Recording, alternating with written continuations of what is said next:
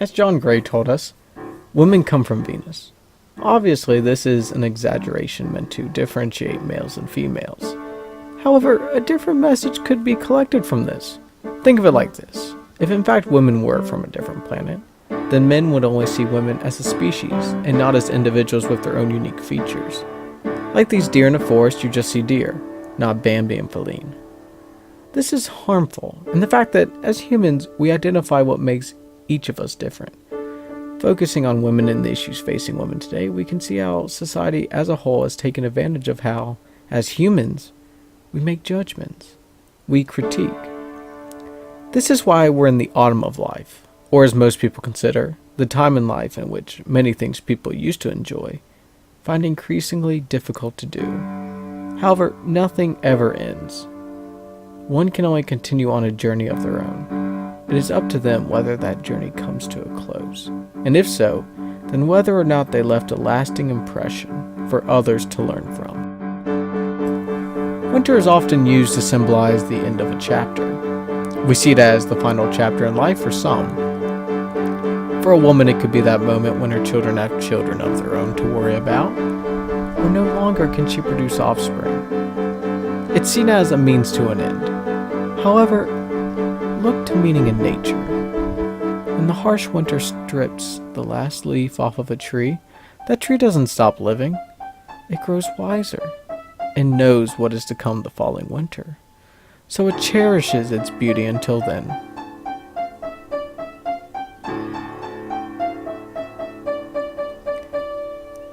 Sure, here you see hate.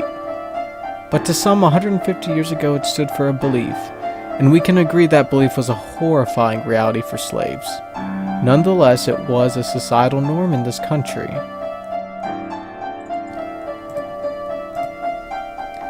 Look at the snow here. Each flake on the ground is a small jewel of its own, beautiful in its own individual way. However, if you look at it differently, the sun above is the reason the snowflake glistens. So in that respect, the snowflake can only be forever envious of the sun.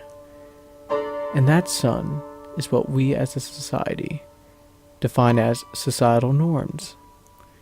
Because society says that each snowflake must shine as brightly as the sun, taking away from the beauty that the snowflake possesses.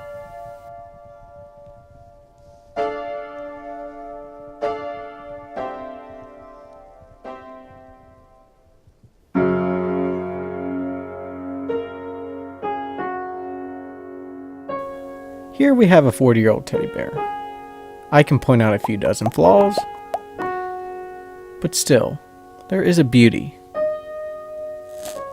This is sort of a transcendentalist view. Let me explain. Here you have some cameras. One is roughly 43 years old, and the other two are fairly new. To some, societal norms would dictate that the old school belongs with the past, while the new and innovative belongs with the now. This is simply not correct.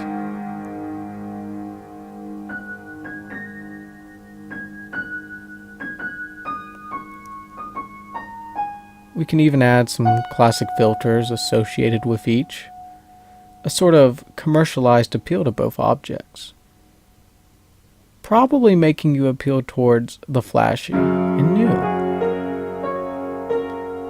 To be honest, this is just a big analogy, as society has deemed women almost unappealing after 30, and this can be seen on the big screens of Hollywood and any commercials centered towards today's youth.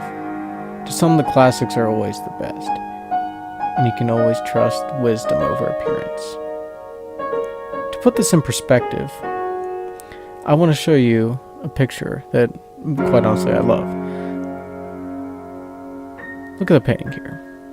Each horse was painted some 140 years ago, yet each horse has a distinct personality on the canvas. There's a deeper meaning to living.